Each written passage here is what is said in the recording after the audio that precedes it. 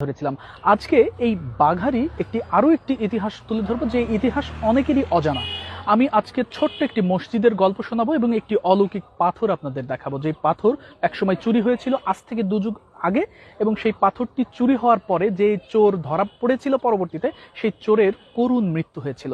শুধু তাই নয়, এখানে একটি অলৌকিক সুড়ঙ্গ আছে, সেই সুড়ঙ্গের পথ আমি আপনাদের দেখাবো, এবং আজ থেকে 500 বছর আগে সেই সুড়ঙ্গ কিভাবে সৃষ্টি হয়েছিল, কিংবা সেই সুড়ঙ্গ কবে কিভাবে ধ্বংসপ্রাপ্ত হয়েছিল, সেই ইতিহাস আজকে জানার চেষ্টা করব। পাশাপাশি সেই অলৌকিক পাথর আপনাদের দেখাবো। চলুন যাওয়া যাক সেই পাথরের সন্ধানে।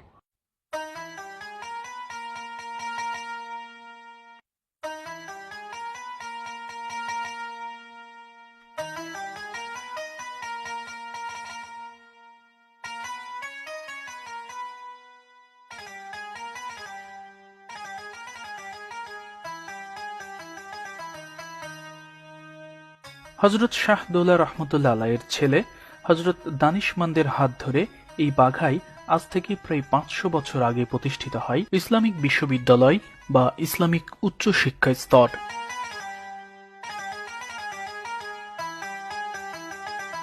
কিন্তু 1897 সালের ভূমিকম্পে ওই বিশ্ববিদ্যালয়টি সম্পূর্ণরূপে ধ্বংস হয়ে যায়। সে সময় ওই বিশ্ববিদ্যালয়ের শিক্ষার্থীদের নামাজ আদায়ের জন্য হযরত দানিশমান্দের আবেদনের পর বাঘায় এই শাহী মসজিদটি নির্মাণ করে দেন তখনকার সুলতান নাসির উদ্দিন নুসরাত শাহ। যে জায়গা একসময় জঙ্গলে ঢাকা ছিল, সেখানে কিভাবে একটি ইসলামিক উচ্চ শিক্ষা স্তর বা বিশ্ববিদ্যালয় এবং এই শাহী মসজিদটি নির্মিত হয়েছিল, তা আমি এর আগের একটি পর্বে বিস্তারিতভাবে তুলে ধরেছি। যারা ওই প্রতিবেদনটি দেখেননি তারা ডিসক্রিপশন বক্স অথবা আমাদের ফেসবুক পেজ ভিজিট করতে পারেন। আজকে যে অলৌকিক পাথর সমৃদ্ধ মসজিদটি দেখাবো, সেই মসজিদের অবস্থান এই বাঘা শাহী মসজিদের উত্তর পাশে। পর্দায় যে মসজিদটি দেখতে পাচ্ছেন, এটিই সেই মসজিদ।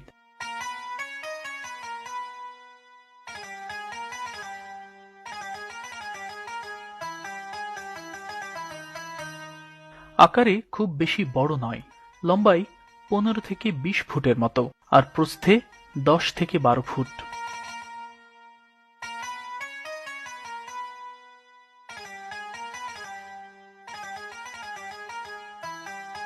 কয়েকশো বছরের ইতিহাস বহন করা মসজিদটি আজ নুয়ে পড়েছে।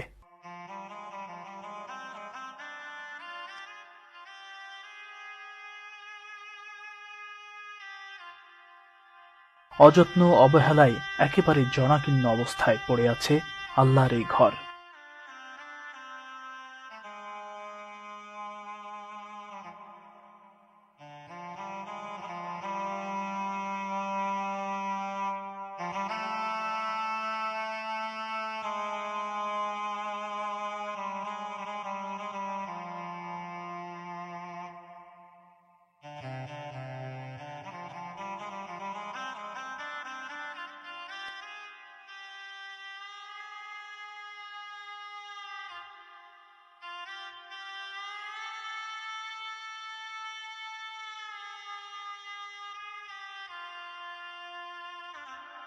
এই মসজিদের প্রধান দরজার ঠিক উপরে একটি পাথর লাগানো আছে।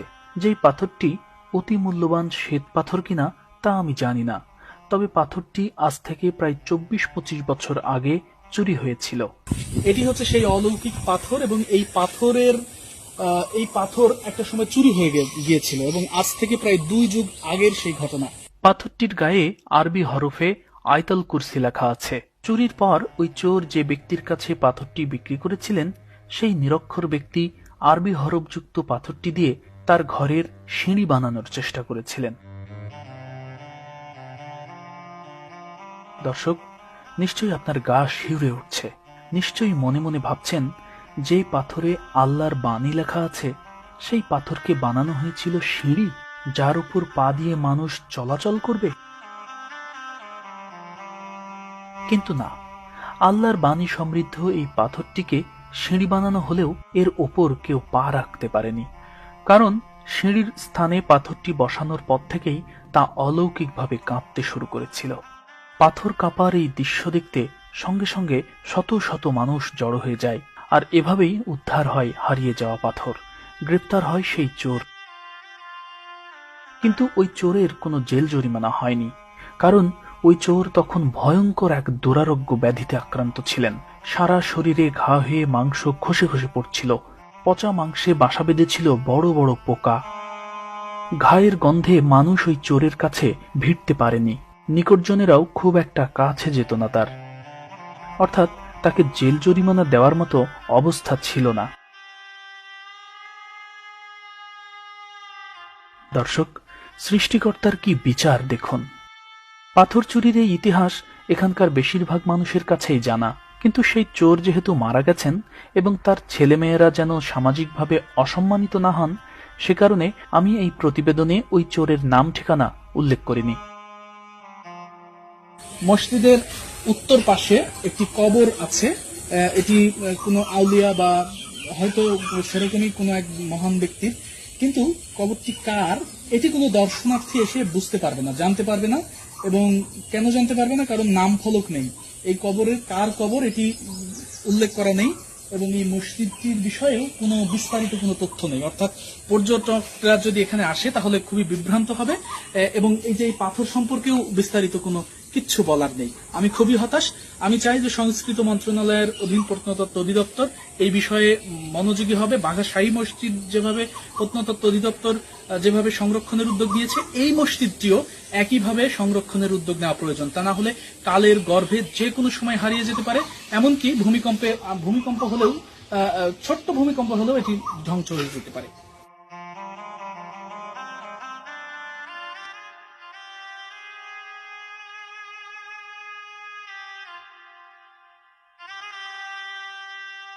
ছোট এই মসজিদ থেকে 100 মিটার দক্ষিণে রয়েছে একটি সুড়ঙ্গ।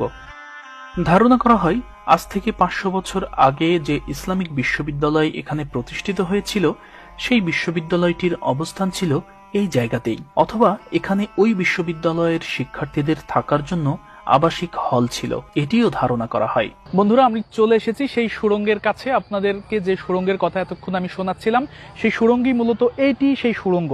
অর্থাৎ আপনারা দেখতে পাচ্ছেন, ক্যামেরাতে আমি ভালো দেখাতে পাচ্ছি কিনা জানি না, এখান থেকে কিন্তু একেবারে ছোট্ট যে এক ধরনের সুড়ঙ্গ পথ দেখা যাচ্ছে। এখন এই পথটা আসলে কিসের এবং এখানে সুড়ঙ্গ আসলো কোথা থেকে, এটি আসলে আরো গবেষণা করা যায়, তাহলে এর সঠিক ইতিহাসটা পাওয়া যাবে। এবং সেই সুড়ঙ্গের সামনে একটি ছোট্ট জলাধার দেখা যাচ্ছে। এটি এমনও হতে পারে যে এখানে বড় একটি পুকুর ছিল কিংবা দিঘি ছিল, যে জায়গাটি আসলে আস্তে আস্তে ভরাট হয়ে গেছে, এবং সেই দিঘিতে এই সুড়ঙ্গ পথ দিয়েই হয়তো নারী সদস্যরা হয়তো গোসলে যেতেন। এবং এই সুড়ঙ্গটি আসলে কিভাবে এখানে আসলো, তার আমার কাছে যেটি ধারণা করছি যে এখানে সম্ভবত একটি কোনো হল ছিল, এরকম হতে পারে যে শিক্ষার্থীরা সে সময় পড়াশোনা করত। সে এখন এটা নারীদের হল নাকি পুরুষদের হল, অর্থাৎ ছাত্রদের হল, সেটি জানি না। কারণ আপনারা, আমি ক্যামেরায় দেখা যাচ্ছে কিনা জানি না, ঠিক এই পাশটায় যে দোকানপাট দেখা যাচ্ছে, এই দোকানপাটের ওই পারেই ঐতিহাসিক বাঘা শাহী মসজিদ, এবং শাহী মসজিদের ঠিক তারপরেই ছিল 500 বছর আগে প্রতিষ্ঠিত হয়েছিল ইসলামিক ইউনিভার্সিটি, এবং যে ইউনিভার্সিটি 1897 সালের ভূমিকম্পে ধ্বংস হয়ে গেছে।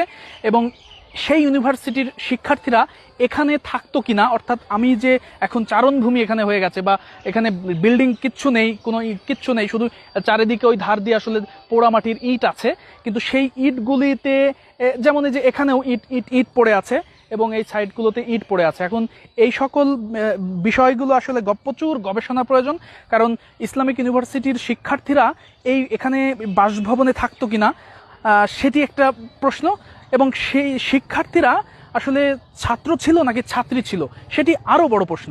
যদি ছাত্রী হয় তাহলে জানতে হবে যে আমাদের যে নারী শিক্ষা বা নারীদের যে অগ্রগতি, সেটি আসলে আরও 500 বছর আগেই গোড়াপত্তন হয়েছিল এই বাঘা থেকে। এবং যদি ছাত্রী হল হয় তাহলে নিঃসন্দেহে এটি একটি সত্য যে ছাত্রীরাই আসলে সেই দিঘিতে গোসল করত, এবং ছাত্রীদের হল থেকে যাওয়ার জন্যই সেই সুড়ঙ্গ, অর্থাৎ পর্দা সহকারে ছাত্রীরা যেন গোসল করতে পারে, সেই পথ আসলে এটি হতে পারে। এটি একেবারেই আমার ধারণা থেকে বলছি। এবং একটু আগে আপনাদের যে ছোট্ট মসজিদটি দেখালাম, সেই মসজিদটি সম্ভবত তখনকার ছাত্রীদের নামাজ আদায়ের জন্যই নির্মাণ করা হয়েছিল, ছোট্ট এই মসজিদের পাশে যে শিক্ষা প্রতিষ্ঠান রয়েছে এখন, সেই প্রতিষ্ঠানের ছাত্রীরা আজও এই মসজিদে নামাজ আদায় করেন। এখানে যেহেতু ইউনিভার্সিটি ছিল, তাহলে এখানে এরকম ঘটনা ঘটতে পারে। যাই হোক, এটির ঐতিহাসিক গুরুত্ব রয়েছে। প্রত্নতত্ত্ব অধিদপ্তর কিংবা ইতিহাসবিদ যারা রয়েছেন তারা আরো গবেষণা করতে পারেন। ইউনিভার্সিটির স্টুডেন্ট যারা ইতিহাসে পড়েন তারা এখানে এসে গবেষণা করতে পারেন, এখানকার সত্য উদ্ঘাটন করতে পারেন। এবং এই যে আমি যে জায়গাটিতে দাঁড়িয়ে রয়েছি, এই জায়গাটির ডান পাশেই এই যে আপনারা দেখতে পাচ্ছেন, এটি আসলে বাঘার মূল মাজার, যেখানে হযরত দানিশমান্দ রহমতুল্লাহ আলাই শায়িত আছেন।